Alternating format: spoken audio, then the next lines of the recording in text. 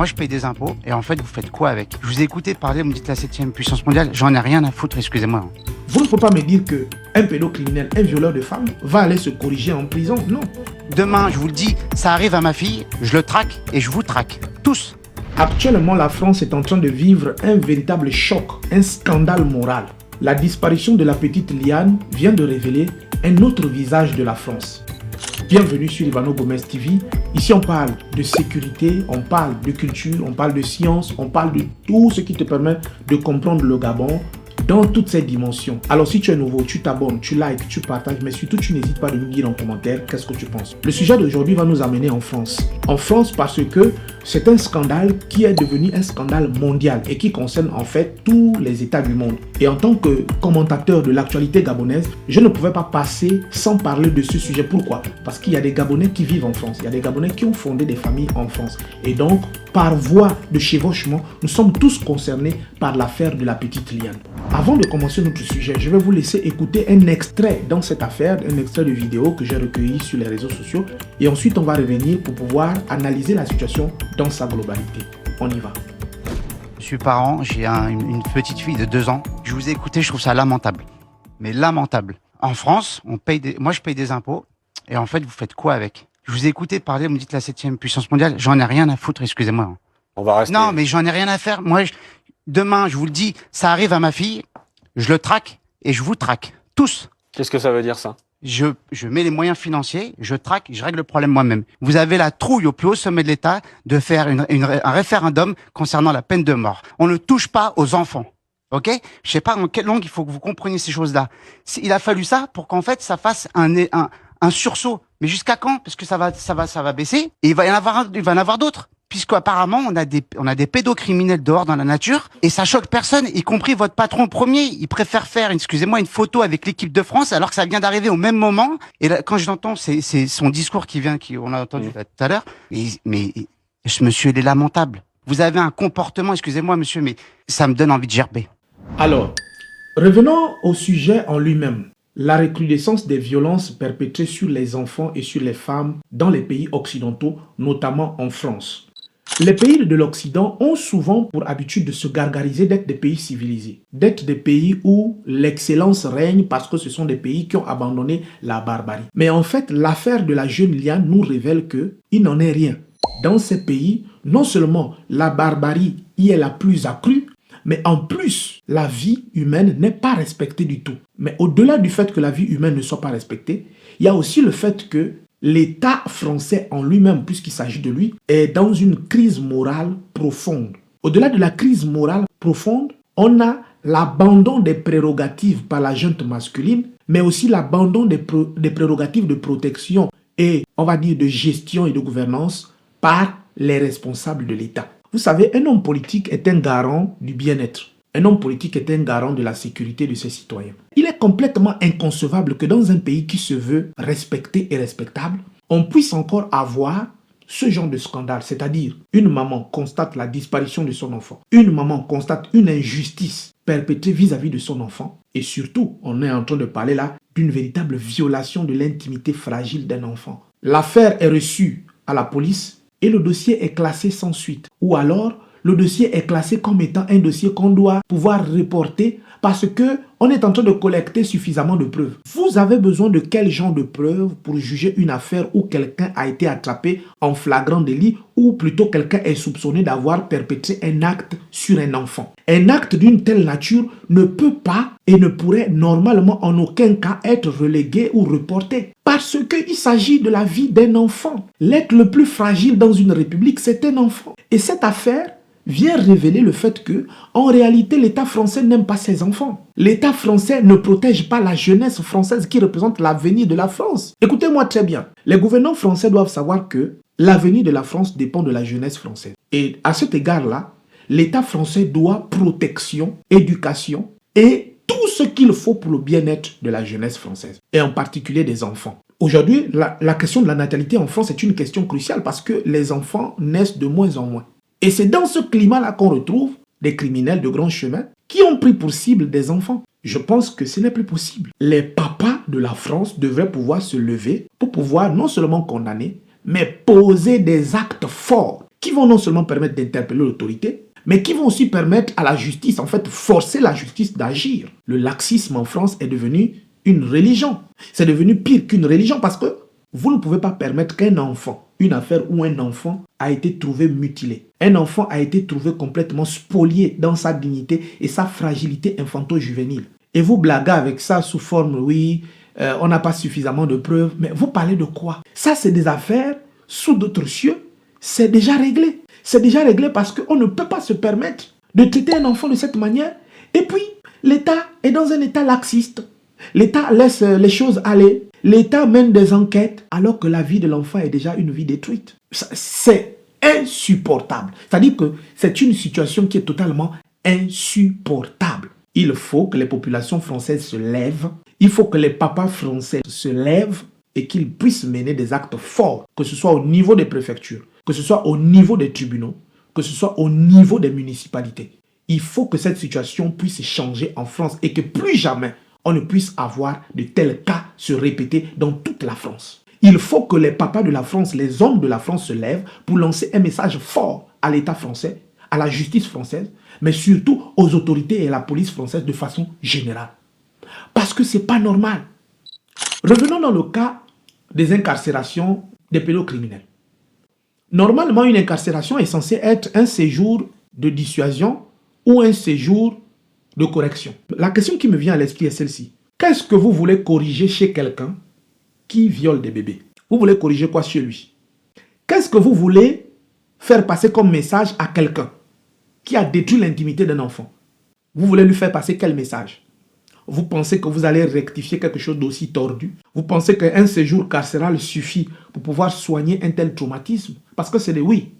Parce que oui, c'est des traumatismes à vie. Un enfant qui a été tripoté par un adulte, un enfant qui a été mutilé par un adulte, un enfant dont l'intimité a été totalement brutalisée par un adulte, ne perdra jamais la marque de cet acte. Jamais.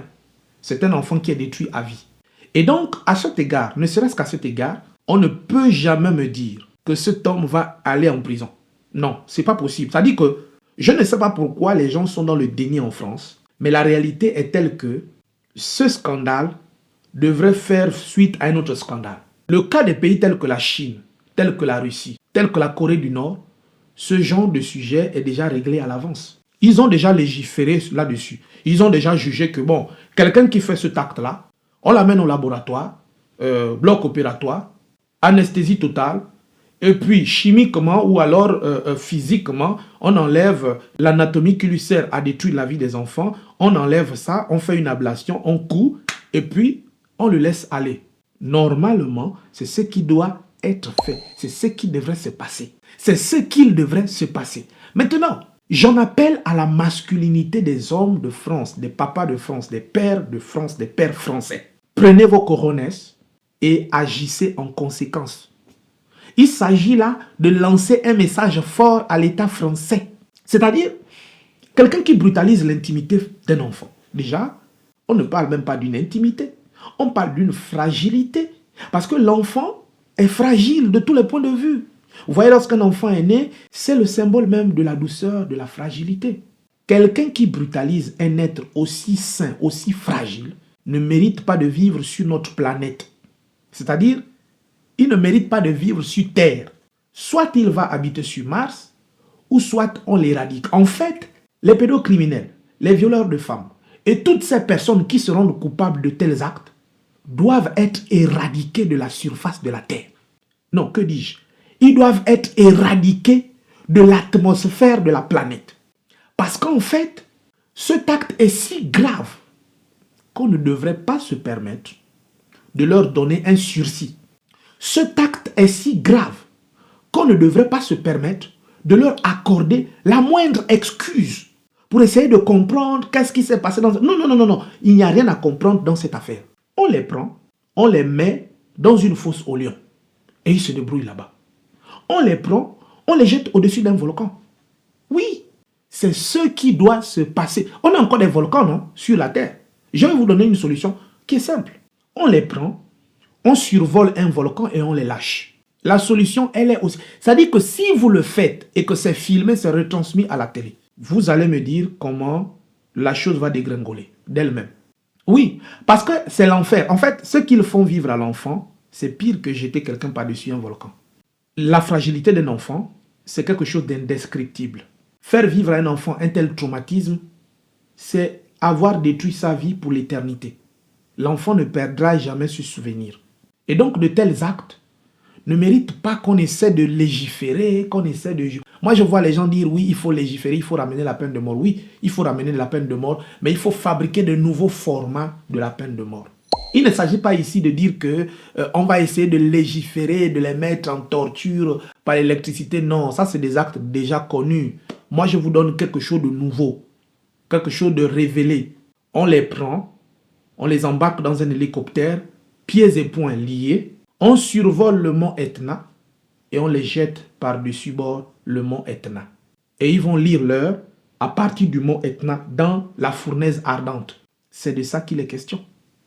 Vous ne pouvez pas me dire que un pédocriminel, un violeur de femmes, va aller se corriger en prison. Non, pas du tout. Pas du tout. On les prend, on les jette par-dessus un volcan. Quand ils seront dans le brasier ardent, ils auront le temps de réfléchir sur leurs actes. C'est mon point de vue, hein. Moi je vous le dis. L'affaire de la jeune Liane en France est en train de révéler l'obscurité profonde des autorités françaises. Je suis en train de parler ici de la justice française corrompue, détruite de l'intérieur, rongée par un syndrome, le syndrome de la perfidie, de la tromperie et de la corruption profonde. Les gens sont en train de parler du retour à la peine de mort. Ils essaient de négocier pour voir comment légiférer. En fait, ne légiférez même pas. Ce qu'il faut, c'est un décret écrit. Et je vais vous donner le nouveau format que je pense, le nouveau format sur lequel on doit pouvoir exécuter ces gens. Sur Terre, nous avons encore des volcans qui sont en activité. Nous avons le Kilimandjaro, il y a des volcans là-bas. Nous avons le mont Etna, c'est un volcan. Nous avons plein de volcans à la surface de la Terre qui sont encore des volcans en activité. Quand on attrape quelqu'un qui s'est rendu coupable d'un tel acte, d'avoir fragilisé l'intimité profonde d'un enfant, l'intimité fragile d'un enfant, on attrape ce monsieur, on le lie pieds et poings, on le met dans un hélicoptère, on survole le mont Etna et on le lâche par-dessus le volcan. Il se retrouve au fond du précipice dans la fournaise ardente. Il ira réfléchir là-bas si c'est bien de poser un tel acte sur un enfant ou pas. C'est ma solution. Je ne négocie pas avec quelqu'un. Je ne suis pas en train de chercher à plaire aux gens. Mais je vous dis, c'est ma solution. Et ça n'a jamais existé. Mais voilà le format, ça m'a été révélé. Voilà le format qui doit être appliqué sur ces gens. Je pense que si on applique ça sur un seul, vous allez voir comment la chose va dégringoler. Pourquoi? Parce que depuis qu'on est, on n'a jamais fait ça. On n'a jamais testé ça. Parce que, rendez-vous compte, un tel acte infligé à un enfant est un traumatisme pour l'éternité. Peut-être que vous n'avez pas d'enfant, ça ne vous dit rien pour le moment parce que vous n'êtes pas encore père, vous n'êtes pas encore mère. Mais le jour où vous aurez sous votre responsabilité un enfant, vous comprendrez que c'est un acte intraitable. C'est-à-dire c'est quelque chose qu'on ne peut pas concevoir. Vous ne pouvez pas me dire que quelqu'un qui s'est rendu coupable d'avoir violé l'intimité d'un enfant, on va le mettre en prison. Pour aller faire quoi en prison?